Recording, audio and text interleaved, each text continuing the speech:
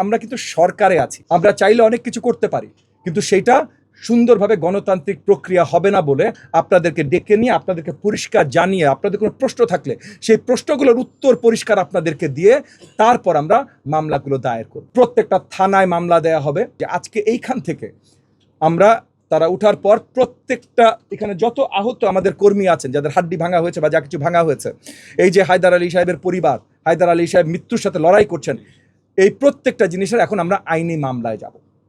প্রত্যেকটা থানায় মামলা দেয়া হবে। সবচেয়ে সুস্বাদু হালিম রাঁধুনি হালিম, হালিম হোক রাঁধুনি হালিম। এবং কতগুলোতে সেন্টারে তখন প্রতিপক্ষ ক্যান্ডিডেট দাঁড়িয়ে অর্ডার দিয়েছে, সে দাঁড়িয়ে ওইখানে দাঁড়িয়ে প্রেজেন্ট দাঁড়িয়ে অর্ডার দিয়েছে এই হামলা করবার জন্য।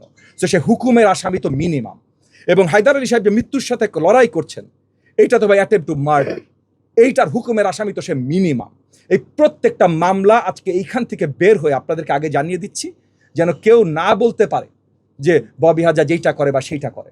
এবং আমরা অন্য কিচ্ছু করছি না ভাই, শুধুমাত্র আইনের বিচার চাইছি। এবং তবু আপনাদের বলে কয়ে চাইছি, কারণ আমরা কিন্তু সরকারে আছি, আমরা চাইলে অনেক কিছু করতে পারি, কিন্তু সেইটা সুন্দরভাবে গণতান্ত্রিক প্রক্রিয়া হবে না বলে আপনাদেরকে ডেকে নিয়ে আপনাদেরকে পরিষ্কার জানিয়ে আপনাদের কোনো প্রশ্ন থাকলে সেই প্রশ্নগুলোর উত্তর পরিষ্কার আপনাদেরকে দিয়ে তারপর আমরা মামলাগুলো দায়ের করব।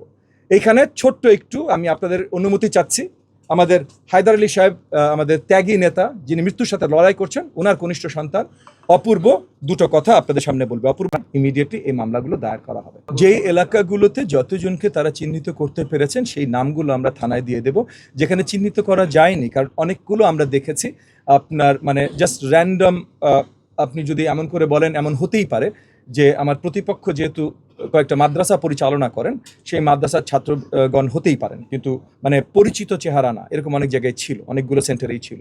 সো এই পরিচিত চেহারা যেখানে না, সেখানে যতখানি আইডেন্টিফাই করা যায় সেই হিসেবে যেইভাবে পুলিশ অফিসিয়ালি মামলা নিতে পারে বা নেবে সেই হিসাবেই করা হবে।